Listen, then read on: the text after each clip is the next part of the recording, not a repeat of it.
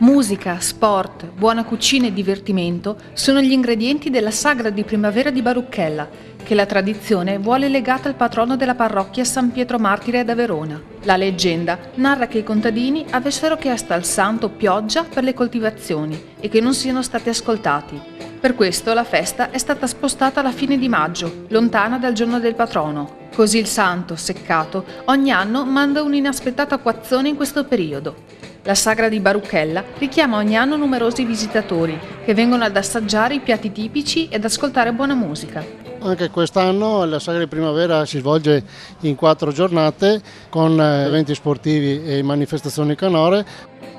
Anche quest'anno abbiamo il classico menù di pesce fritto, spaghetti alla pescatore, bigole con l'anatra, e quest'anno come novità abbiamo inserito il cotechino con i fasoli in spotacin e cotiche, molto apprezzato dalla gente perché ha un sapore di un tempo, quindi sono ritornati all'infanzia, quindi è stata una cosa ben gradita.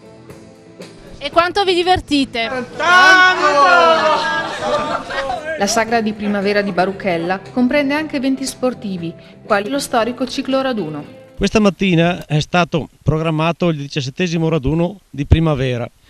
Ai ciclo raduni partecipano quasi tutte le età, dai 15 ai 70 anni, non c'è una velocità elevata, si abbina l'elemento sportivo all'elemento turistico. I partecipanti questa mattina erano circa un centinaio, suddivisi in circa 10 società. La prima classificata è stato il Velo Club Badoera con 25 presenze. Al termine della corsa non è mancato un fornito aperitivo con panini e vini della tradizione polesana come il Turchetta, il Mattarella, il Benedina dell'azienda agricola Comini. Le serate musicali della sagra mostrano tutta la passione per la musica e il divertimento dei baruchellesi e lunedì tutto il paese è stato in piazza al saggio della locale scuola di musica MX Sound. Questa sera abbiamo preso l'occasione durante la sagra qua del paese per dar modo agli allievi che frequentano i nostri corsi a scuola di musica di far vedere quello che hanno imparato durante l'anno che è trascorso, insomma. Quanti allievi faranno il saggio stasera? Ma questa sera saranno una quindicina di allievi perché siamo in collaborazione con il LEM, che è un'altra scuola di Badia Polesine. Ci saranno allievi, ci saranno insegnanti, ci saranno dei gruppi anche che frequentano le sale prova dell'MX Sound. Un buon spettacolo, insomma.